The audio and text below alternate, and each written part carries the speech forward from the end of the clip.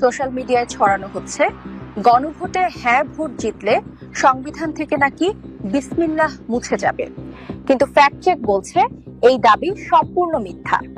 জুলাই জাতীয় সনদ, গণভোটের প্রশ্ন কিংবা সংবিধান সংস্কার কমিশনের কোনো নথিতেই বিসমিল্লাহ বাদ দেওয়ার প্রস্তাব নেই, বরং রাষ্ট্রধর্ম ও প্রস্তাবনায় বিসমিল্লাহ বহাল রাখার কথাই স্পষ্টভাবে বলা আছে।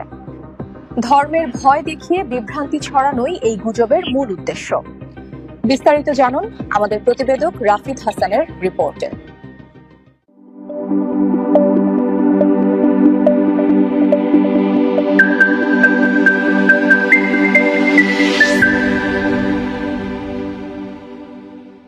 ভোট কেন্দ্রে যাচ্ছেন কিন্তু মনে এক অজানা আতঙ্ক। গণভোটে হ্যাঁ ভোট দিলেই নাকি সংবিধান থেকে মুছে যাবে মহান আল্লাহর নাম। শুনলেই গা শিউরে ওঠে, তাই না? নির্বাচনের আগে গুজবকারীরা এবার একেবারে ধর্মের ভয় দেখিয়ে মানুষকে বিভ্রান্ত করতে নেমেছে। উদ্দেশ্য একটাই, আবেগ উস্কে দিয়ে 12 ফেব্রুয়ারির নির্বাচন আর গণভোটকে সন্দেহের মধ্যে ফেলা। সোশ্যাল মিডিয়ায় ছড়ানো হচ্ছে 12 ফেব্রুয়ারির গণভোটে হ্যাঁ জয়ী হলে সংবিধানের প্রস্তাবনা থেকে বিসমিল্লাহির রহমানির রহিম বা আল্লাহর নাম বাদ যাবে।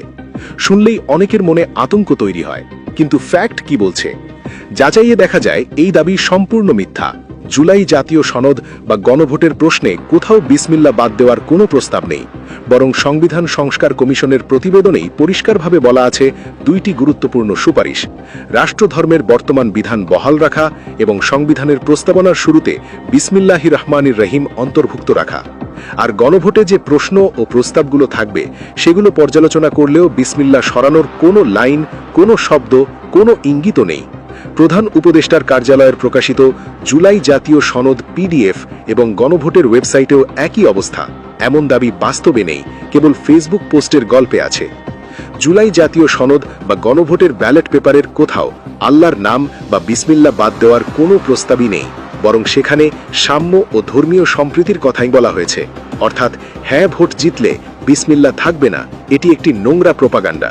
ঈমান বা সংবিধান কোনোটাই ঝুঁকির মুখে নেই, তাই গুজবে কান দেবেন না, সত্য জেনে ভোট দিন। একটি ভুল তথ্য সমগ্র সমাজকে বিভ্রান্ত করতে পারে, তাই তথ্য যাচাই করুন, গুজব থেকে সতর্ক থাকুন।